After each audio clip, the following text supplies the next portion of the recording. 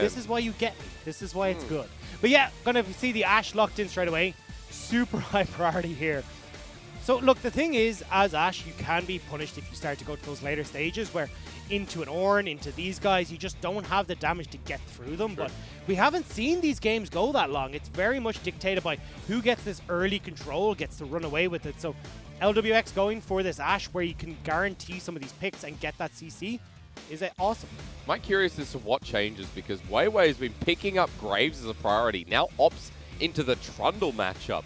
Says, Tien, take it. I don't care. You can pick the Graves. I'll take your side of the coin. And it just means that, again, it's Weiwei doesn't have to have too much of a priority pressure here where you're trying to work through the jungle, trying to control the matchup. Instead, he can look again towards these team fights a little bit more. And when you've got an Iceborne Gauntlet and these Trundle pillars, it becomes so difficult for you to maneuver in these fights. Chris, we're going to see support here. Oh, hang on. Now, ladies and gentlemen, if you haven't watched FPX at Worlds, just remember they did this a lot, as that should be a Nautilus locked in. I don't know why it's lagging a bit. This is always a flex. It doesn't matter what meta, what season we're in. Nautilus on FPX is always a flex between Doomby and Crisp. It is, but I do imagine that it is going down towards that bottom lane for Crisp. It has been his most played this split, and I do know it is a flex, but I still think at the moment... Oh, we got it! We got it! PP God got his bird! 100% win rate, 3 games. He's not lost on this. This is his best champion alongside Brett. That is... And LWX now has realized, oh boy, we've made a mistake. Because one thing that Ashe don't like is things that can pressure the backline that can come in from far range. And that's exactly what Tempered Fate does. We've seen PP God against iBoy in their Vici game. How quickly he can turn these picks on and set up V5 It's such a big change from V5, because in Game 1 and Game 2, it was always the second ban phase where FPX banned this away. Yeah. V5 thought, oh, it's fine. We have priority elsewhere. They've shifted gears and they've put more weight here on the Bard rather than the Ornn that's just been banned away by FPX. It's usually because they prioritize Bubu so heavily in that first pick phase. We've seen the Renekton early lock-ins, the Ornn's early lock-ins. Now, though, we're seeing FPX go, okay, let's see what Bubu's made of here. Ornn going to be banned away. Wouldn't be surprised to see maybe something like the Renekton, because that opens up a blind pick Wukong here for Khan if he wants to go towards that. But the priority could be for Bubu to pick up the Wukong before him, especially when you have the Bard and you've already got the Trundle to build up for these engages. Let's see, because this is already so different. I'm holding, I'm waiting, I'm holding. There we go. Okay, so it is the Renekton. So we could open up just the Wukong first pick here, as you talked about for Bubu. He has got a couple of other champions in his pool, and maybe we just see something locked in mid lane for Mo to guarantee that counter pick up in the top lane. But looks like instead they're potentially going to wait and see if maybe we get a sneaky Fiddlesticks like you predicted here, Sterix, in that role for I just Mo. wanted to see it. I didn't smell the No, pros. never mind. Syndra's normally banned a lot. Like 60% ban rate. The fact that it goes through, this is one of Mole's best champions as well. He loves her and Zoe. And it fits super well with the composition right now, where you've got this super strong mid game, you've got a decent amount of pick that can come through with Tempered Fate, follow up with this Syndra. And overall, Syndra doesn't really have any bad matchups right now, so you're free to do what you want here. And even if you do go towards a Rumble, you'll take quite a beating here as Doomby in the early stages. But it does guarantee that it is a Rumble mid and a North bot, as has Khan played Volibear? My sheet opens. He has not. He has not. He's played Kale, Quinn, Wukong, Renekton, Maud, and Ornn. Oh, he's not. He's undecided. How good would they be at diving? There we go. With a Rumble Volibear. Yeah, I think Bubu is going to be real unsafe here in the top lane, because especially as Doomby, when he's on something like the Rumble, will oftentimes give up a wave in mid to get these roaming plays off. So there's a high chance that they just go up towards top, beat down Bubu over and over again. I like the Wukong here. Although you do lose out against the Volibear early, it gives you a little bit more survivability underneath these turrets if they do go for the dives. But honestly, you're going to be playing super passive here as Bubu. And even if you do manage to survive a couple of these dives, which you probably won't with Khan switching off the turrets, it's still not going to be fun times for Bubu. It's an interesting way to end this series. Mole gets Syndra, PP God gets Bard, but Doomby back on his Rumble. LWX again on this Ashe, and Khan says there's a bear in there. Bubu is going to be crucial. And Dagda, you're about to tell me how this all works, because I mentioned FPX before. It feels like they could dive quite easily. I say that a lot with Volibear, but with a Rumble, that's kind of easy. Yeah, definitely the dive potential on both sides of the map is really, really strong. Because even though you've got the Volibear there, you've also got to be thinking about this Ashe Nautilus playing the bottom lane. That's a lot of CC to follow up on very, very quickly. Setting up super well for the likes of an Equalizer, or even having Tien come in over the wall with the Graves burst damage. So you have like classic FPX here, which is this early dive potential, early roam potential coming out from Doomby into super strong early to mid game fights as well. Think about like that one item spike for a lot of these our champions. So we got to see how V5 are going to deal with this, because they've still got to wait a little bit longer. You got Sam D, who's going to be still waiting to get towards the Mana Moon and the Iceborne Gauntlet. You're waiting for Bubu, who will more than likely go for something like the Tiamat first, then into a Triforce. So he's a way off of completing these items. So FPX, at least for the first 10 minutes, 15 minutes of the game, have control, and then it starts to even up towards Victory 5. Game 3, V5 picked up number 1. The very first game of this series in dominant fashion. FPX nailed them down in Game 2 with a 9-0 kill score. We're to a Game 3 where I'm sure a lot of fans were like, this is where V5 will drop. We've gone the distance. And these teams, in some regard, feel evenly matched because of what we've seen in 1 versus 2. I 100% agree. And a lot of this has come down to that mid-jungle 2v2. And that is where I'm looking right now, because I feel like V5, when you look at Weiwei Mole versus Doomby and Tien, if you can land a stun into a pillar from Weiwei, you pretty much remove Doomby very, very quickly. So I think looking at this, there's an opportunity here for V5 to try and play heavily through this mid lane, turn that into some of these dragons that we were talking about nice and early, and then set themselves up really nice coming into that mid-game spike off of 2 items we were talking about. Surprised we don't actually see a cleanse coming out of LWX. Confident of him to pick up heal versus this Bard versus the Syndra. And while Sam D yet again, the cleanse here after we saw the Enchanted Crystal Arrows, that's going to be needed.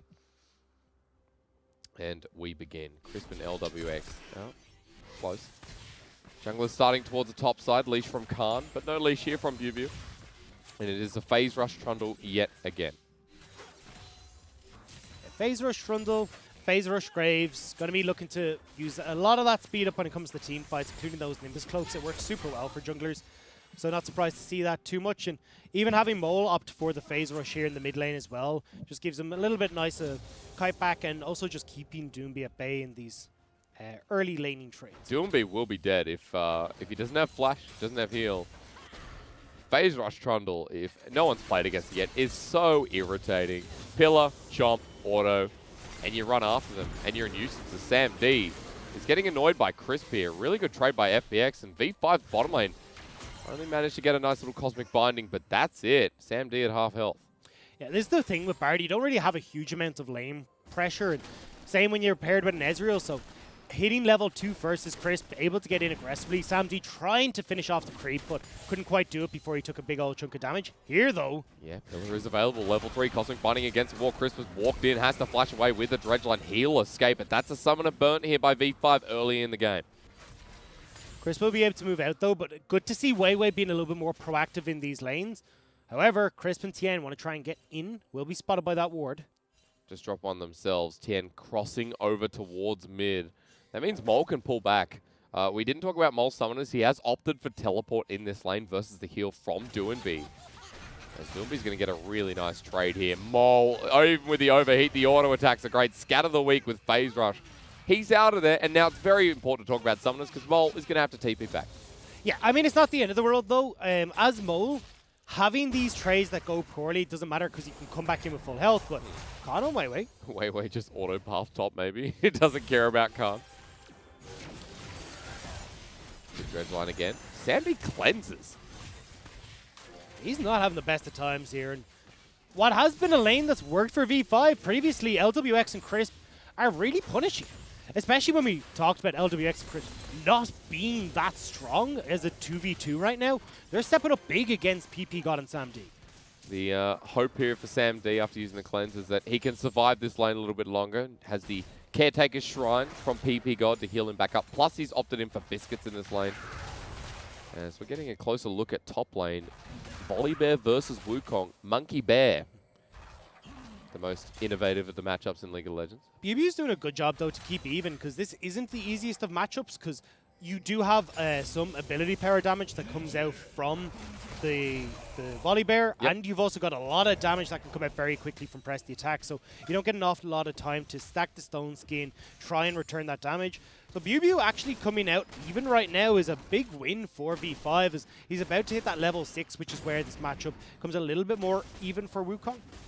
Did opt in for the biscuits, so that could be partially why. Doran shield as well, going to help a lot. While Khan goes back, it's a longsword and Ruby Crystal to start off his game. So the Phage, of course, standard pathway. We have seen Black Cleaver, we've seen Trinity Force mainly though, as there you go, Dagda, there's your matchup. Yeah, I mean, look, you've just bought his volley. You're going to have BBU back. He'll use the teleport to get towards top lane as well, but it means we are looking at 4v4 when it comes towards Dragons if you want to fight. I think V5, after that last game, they're going to be a bit more shy about going towards this, especially with Sam D low on health.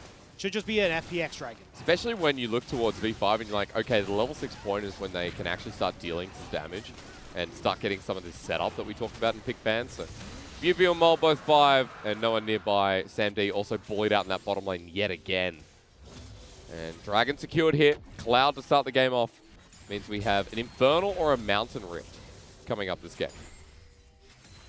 It's going to do good for both sides, to be honest. So nice to see something that will be a bit more impactful than the Cloud. Yeah. But still, I mean, look, this is what we expect coming into this. FPX, they are the team right now that have that 10 to 15 minutes to work with. So they're just looking to put as much pressure as possible.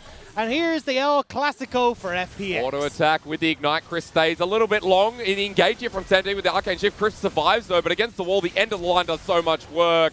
And it comes in for a double, while on the top side, BBU is getting solo killed by Khan. Double Cyclone, but the Bear enrages and forces the flash from BBU. And V5 in the early game again, lose out. It's going disastrous for V5, and even in those lanes where we thought BBU might be able to steady it out, take it a little bit easy, he ends up going a bit too far. Now though, with Weiwei sitting in the wings, maybe looking to try and collapse onto Khan.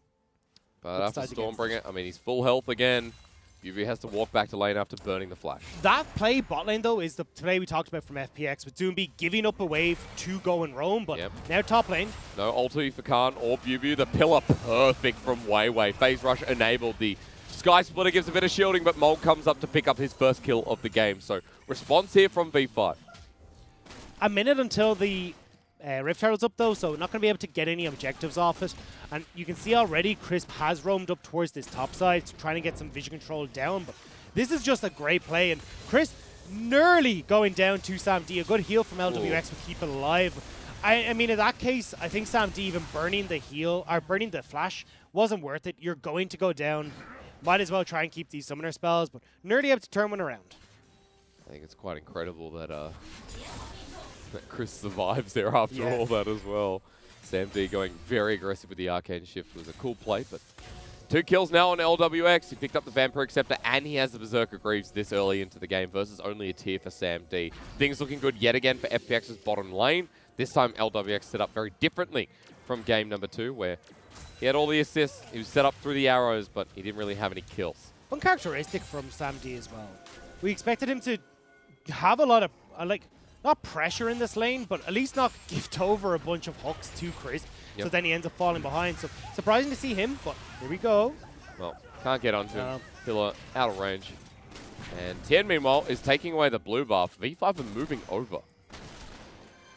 Equalizer is available still. PP God doesn't have the Tempered Fate. That's a big difference. Just have a level advantage over level 4. Oh, the pillar was close, but Tien gets away the blue buff. And now CS leaders, FPX are committing to the bottom side dive. Tien maybe just going to walk out in the end. So FPX still looking to put their foot down when they've got the pressure here. Managing to steal away the blue buff is really nice for Doomby because... Hang on, I know you... that breath of fresh air, Dagda didn't feel good. Enchanted Crystal and the collateral damage. Sam D definitely having an off couple of games. Yeah, I don't know what's happened to Sam D. This guy, he's been so strong for V5 and one of my favorite players on this roster, but right now he is not looking hot at all. And this is only going to get worse because as I was about to say, with that blue buff being stolen away, Mo won't be able to push as effectively against Doomby, already struggling to try and get through that shield to actually deal damage to Rumble. So now, with that push pressure Doomby has, he just goes bot lane, rinse and repeat this dive, get the tower, and you're well on your way as FPX. Already a 20 CS lead for LWX. He gets free range in this lane once again. I don't know what Sam D was thinking there. Like, you cannot walk up that close with the Nautilus there. He had Arcane Shift available, it looks like. Yeah. I don't know if it was just off cooldown. Maybe. Because that seemed like a really long time to not use it. That's true. Maybe it only just came up Unless after. there was the potential he was waiting for that Enchanted FLICKR to come out and then realized, oh god, I got to use it now anyways. But maybe. Yeah, still. I mean, the problem is here, much like we saw in Game 1, the carry jungler's off to an early lead. And even though it's not Nidalee versus Graves, Tien is 15 CS up. There's Unleashed Power onto Doom. He forces a heal out. So Mole, at least having some pressure in his own lane. But back to the jungle matchup. We don't have Warriors yet, but will soon. And Tien is going to be a massive threat this game. Yeah, he's going to be massive. You've got LWX, who's very quickly going towards that Blade of the Rune King. So now, when you look at the second dragon, V5 can't contest again. And with how far behind Sam D is, I don't even know if they can try and contest for a third dragon. Like, he's got the cull, he's working up eventually towards those items, but he's going to be so far behind his curve. You got to think that for Sam D now, just wait for that call, wait for everything to come through, and then see you in about 20 minutes. Yeah.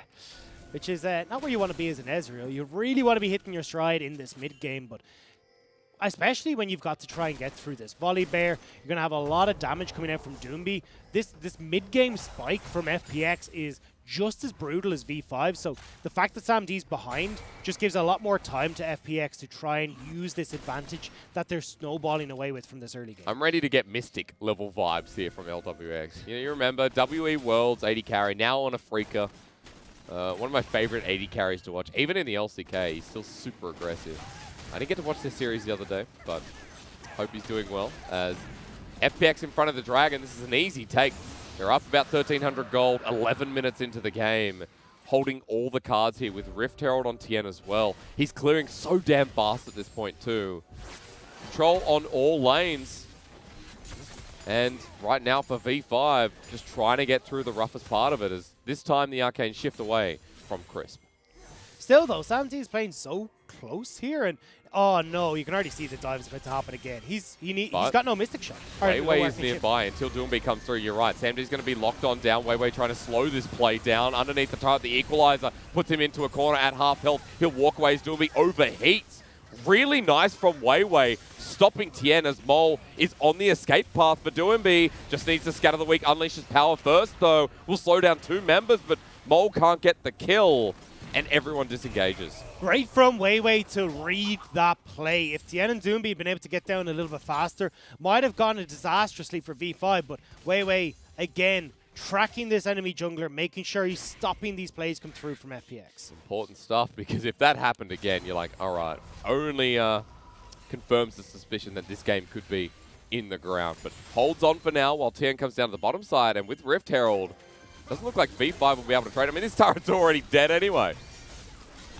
And FPX get to hold on to this Rift Herald. So when you look towards the next objective, which is more than likely going to be swapping LWX towards this top lane, trying to use the Rift Herald to either crack open that or mid lane turret for Doomby, well, now V5 are going to struggle to hold on to these objectives.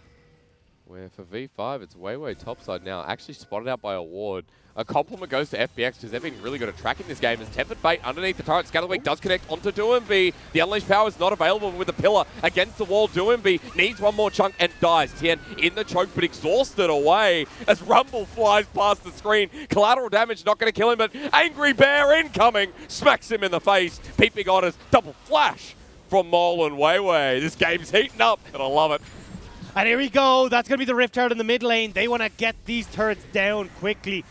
May not get the charge. I think it'll get the charge off just before it goes down. Won't get the turret though, as turret plating will be given over to LWX and Crisp as the flash forward in the dredge line won't connect, but a triple knockup ensues. Khan gets pillared. Weiwei again with the great pillars. Chris takes one bit of turret shot. Bubu's in the engage for the Cyclone Flash, but there's too much distance, and that TP will be wasted, but does push off FPX.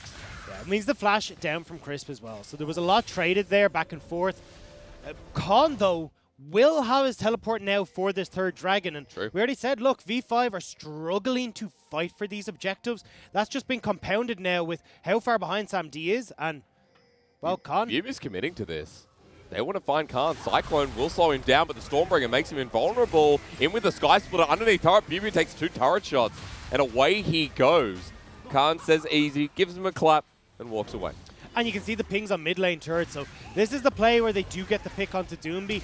Nicely done by Mo to get that stun. Unfortunately, though, not having enough left in the tank to finish off Doomby fast enough. Rumble. And yeah, but V5 here, PP God ends up falling down. Khan doing a good job of opening up from the top lane. The 2 flashes after the enchanted Crystal Arrow. So, look, I don't know, V5, it looked real good in game number 1. Game 2 has given you that leeway, but game 3, FPX are very much controlling what has happened. 3,000 gold lead, 15 minutes in the game, and you can see how proactive they're being with this lead as well. Constantly forcing V5 back, and even the turret plating was massive, 1280 for the side of FPX. And it's kind of funny because Doomby has been the most supportive member so far. Tien's been the one killing, getting credit alongside LWX, and Crisp and Doomby alongside him, really setting up for these plays. So we do have Dragon Bet spawn in 50 seconds. I don't see how V5 can try and fight this. You've got the back coming through from Sam D. He's probably going to go for, the Manamune to finish that off, but he's not going to have that Iceborne Gauntlet, and this is the point in time where he should be finishing off those items, like popping the coal, then working up where he's like, okay, cool. Sam D's good to fight. He's not in a position to. You've only got the singular item complete onto Mold as well, so he's not going to be able to hard carry this. Triforce completed for Bubu, though, might be the saving grace here, because there is the potential for Bubu to get onto LWX and burst them out with the build that he's got. Especially if they don't spot him here on the flank. Flash available is big too with level 11. And FPX are here. V5 is setting up for a contest, but Chris starting the engage will be short into the minion. Sam D is horribly scared at Chris from this game as Scout of the Week. Mole walks into River against the wall. Chris doesn't mind. The engage is there into the backline. Equalizer laid down as well, and Enchanted Crysaro keeps him in the pit for now. The collateral damage used, that's a lot of ultis from FPX for not much, as PP God will be targeted, burnt down from Doing B. Bubu sends him away. Mole is just going to be able to TP back in as well, so that doesn't amount to anything with all those ults burned. Chris, now, though, re-engaging here onto Bubu, not too much damage as Khan finds PP God in the backline. He's a saving grace for now. Dragon does go down to FPX, but Mole, as you said, a 2-man scout of the week, while Bubu zoned away. Chris for the re-engage. They're fighting back, but V5 just don't have the damage. And FPX will take the Dragon. They'll take the fight yet again, only losing Crisp. Mole isn't in a position to deal the damage he wants to. PP God goes down before he gets the Tempered Fate off to separate the members of FPX. And Sam D, he's got nothing in the tank. He's running on empty. He's fumes right now. And FPX can fight at the Dragon, and now they can turn towards this Rift Herald. It's incredible because I think V5 a little bit stage shy after winning that first game. It's gone downhill from there, and FPX is starting to take back control. Still up by that 3K, but they've got the Rift Herald that'll be taken from Shelly here. And we've got FPX with such a big lead at this point in the game, with a volley bear that's getting scarier, and PP God, who wants to try and take him down with the help of Mole. V5 just looking for options here in this early game. Because they know, look, right now, our mid lane turret's essentially gone. That Rift Herald can pop down at any point in time and clear that one out. We're now going to lose out on team fights for a lot of the remaining future, so we can't really go towards that. And Khan actually getting that off is really good, because the Tempered Fate could have split up this fight and made a very different story. It meant that you could have had Mole go straight down onto the rest of them. Khan's dead. Mole gets a shutdown, and this turret's going to go down with it. We need context, because that's a big pick, at least for gold. Nothing's up on the map. Doomby is pushing in mid, though, so I think they're still going to be trying to look for this mid lane turret. Not quite able to do it with Chris, but that's a big pick. I mean, kill, shutdown, turret gold. This is massive for V5. Well, not massive, but it's at least getting some gold back over in their favor. It's just unfortunate that it's not going towards Sam D. I will say, Mole's 3-0. And that Spellbinder, excuse me, it took me a while. That'll be done soon. Mole's ahead in CS, and V5 just needs some damage to play through this game. There you go. They've shored up some of the gold lead with it as well. And I think that was the big problem in that last fight, was that Mole had gone aggressive onto Khan and onto Doomby, but meant that the actual squishy members that he needed to kill, like LWX, he couldn't get onto. That's why I was talking about that Tempered Fate being so important in that fight, to get rid of the tanks and allow V5 to aggress onto the squishy back. We just saw what happened. It was was Rip of Soul? No, I think it was secured. It was actually just a nice combo from Mole with Unleashed Power that got the kill. I noticed that Baron's coming up in 20 seconds, but importantly, the next Dragon, which is Soul Point for FPX, 2 minutes 15. And we're already pretty much at the 2-item point for most of FPX. Doomby's almost there as we're going on a journey. Yeah, not able to find the Yordle though. So instead now, FPX get the opportunity to crack open this mid lane turret. It was bound to happen anyway, but I would have liked to see them being forced to use the Rift Herald to do so. Now though, they've still got that Rift Herald around for a little bit of time, and they can still look to take these turrets at, well, just create pressure wherever they want, really. Excited to get towards more of this mid-game, Dagda, because it doesn't seem as cut and dry as I thought it was when we saw the early game of FPX. I'm waiting for that Dragon. Waiting for the Spellbinder Syndra. Also, I think there's a Locket on the way from Weiwei. And a Death Dance coming through from Bubu.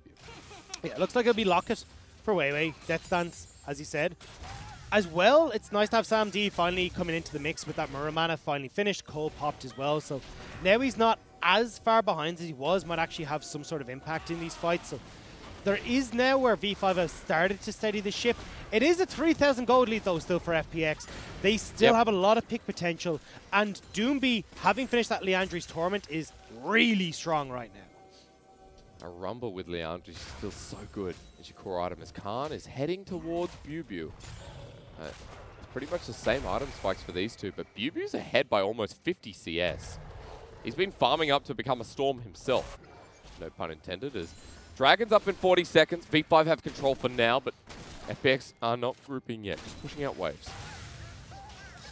PP got a Mole though, looking for the pick. This could be massive if they make it work. There we go, Tempered Fate flashed away from. Okay, you get a flash for an ulti, but you do not have that ulti for the fight that's coming up. Which could be massive, but 20 seconds now on this. They do get the flash from Doomby, which makes him a bit more of a sitting duck in these fights. As Bubu onto Khan. Bit of damage, but not going to commit the ulti just yet. 3 people mid with Rift Herald and LWX joining. Tien off to the side towards Dragon. Sandy just gets burnt down just walking nearby. And this was the problem with them not being forced to use the Rift Herald earlier. They do get to create this pressure, as it will get the charge off. They don't care. They need to go to the fight, right?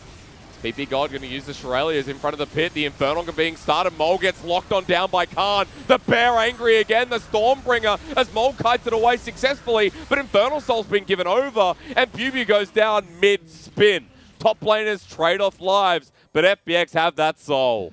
V5 just haven't been able to find success in this game. You can see that for the Colonel as well. He well knows that with that Infernal Soul going over to FPX, it is pretty much done for V5. FPX have been able to figure out the early game and run away with it.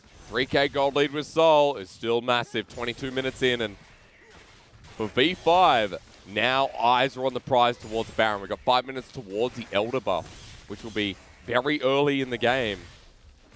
We'll see if they can survive this onslaught any longer. We'll take a look at this again because they locked down Mole, but he survived. He did survive, but the problem here is the rest of the bottom half of this fight, where everyone else on V5 is just being destroyed by FPX. Doomby, LWX, and Tien have so much damage, and the fact you've got to commit both your carries on V5 to taking down Khan says a lot about where the damage situation is on V5. Now, it only ramps up even worse. Infernal Soul, and as well, it's really hard to try and play away from FPX because you've got this long-range engage with LWX. So they can just play wherever the hell they want to the map. And you got to be careful about just being picked off, especially in your jungle here with V5 out of position. You see, V5 are just giving up the mid-tier turret. They say, okay, we'll back away. Bubu's set up for a flank, though. He still has the flash. Cyclone's back available with teleport. FPX heading towards the Baron side of the map. Look at where PP God is. all the way towards the top side, but he's been spotted out by a ward, as you can see by I your don't think king. BuBu has been, though. No. BuBu is in a good position. This could be the Tempered Fate that changes everything alongside the Cyclone. They need something. This is the last-ditch effort for V5, but looks like FPX aren't going to give them the satisfaction of having that fight. Unfortunate timing for BuBu, as V5 are heading topside. FPX are going to send Chris back. Looks like it's just time to reset here for both teams in the end, but I got to keep reminding, if there's one way this game goes the other way, it's Mole. Right? Sure, the engage from BuBu is going to help, and sure, maybe Sam D with a bit of poke that he's now acquiring with his damage that's slowly getting there. But Mole is still really fed. So that's the optimism in me. And that's why you're getting a lot of tension onto Mole from Con, right? Yep. Because he knows, hey, look, as long as we get rid of Mole, we can win these fights. So if Mole isn't able to get these multi-person stuns and damage off, well, then it becomes a bit of an issue. But I think when you look at it, eventually V5 should outscale. It's just looking so difficult for them to do so right now with that Inferno Soul. Problem is about how the game goes for the next 10 minutes, right? As the Hawkshot doesn't spot it out. Chris goes in. He expects him in there, but they're not. Scatter the Weak onto Doomby versus 3. Unleash power onto Doomby. Gets the kill, but Mole's going to be locked on down. It's his 5th kill. He needs to survive with the Tempered Fate. He'll slow it on down as True Shot Barrage with the TP, but it's a 1-for-1. Both mid laners go on down. And Khan TP's in. They're in front of Baron. They're going to start it off. They don't know where BuBu is, though, so maybe we can find V5 with this fight, but Sam D doesn't have the power to back up this engage. They don't feel confident. PP God now moving in. Weiwei's not nearby, though, and it's just poking over the wall. Half committing while Baron goes down. They didn't want to take the risk. FPX are giving it. Sam D doesn't have the damage. So even if they go for this massive engage, they don't really have enough to get through Tien, LWX, and Khan. I mean, look, BuBu is the one-man army here in that engage, and he can only do so much. Sam D walking up to the turret, but does trade back on LWX. PP God comes in for safekeeping as well. At least there is some damage here. True Shot Barrage nails down the middle. As, okay, Baron, Elder Soul. Ticking the boxes here for FPX. They got 2 minutes until Elder is on the menu. As we'll see Doomby's pick again, which Mole ends up dying from. Yeah, and unfortunately, I think PP God here needed to ult down towards Tien and everyone else, but he thinks that he needs to try and keep the Syndra safe, and means that he only ends up left him there as a sitting duck for when FPX do get up there. But this is the thing with Bard, right? You are made, like, it's make or break based on how good these ultimates are, how good your split-second decision-making has been, and when you're under so much stress on this stage, with Game 3 against FPX and everyone gunning for you. Oh, Unleash Power, sorry, rather the arrow and the equalizer from Doomby. He still got it. Sam D gets bullied yet again as Mole is in the choke. Thanks to the Infernal Rift, he'll get out. But V5 lose 3, and that could have been the nail in the coffin for FPX to break the bases. LWX is going to be solo killed. He doesn't have the arrow available, but BuBu gets a double ulti, but healed on up. Now he has to get on out, which is such a hard task. He flashes away. He wastes some time, but he too will drop, and it's a failed effort. I can't blame him, though. It was a solid effort. Heal, though, was far too much, and now FPX will crack the base. Mole's over the wall. Khan has flash and was ready for it, so he's going to back away. Base going to be broken, but that's not the game just yet. However, at this point, it feels like FPX have to do some solid wrong. Or maybe they just go for the end. 20 seconds on BuBu. They may just look for it. It is risky. All right, well, Mole's here, bit away, clear True Shot Barrage. Khan goes for the dive. They find Mole, and maybe it's as easy as that when you have a Volley Bear who has a built-in Ohm Wrecker, as it was so close from V5, but FPX playing like champions as Sam D gets forced back as well, and LWX forces them further forward as Sam D gets one onto Tien. He's dead too. BuBu comes back alive, but LWX just isn't dying this game. That's the problem, that this Ashe is in your face. And it was close from V5, but FPX hold their honor. V5 gave him a run for the money in that first game, but by game number 3, there was nothing left. There was mistakes coming through from the bottom lane that opened up pressure for FPX. Weiwei not able to have the impact that he was hoping for on this Trundle, and FPX off of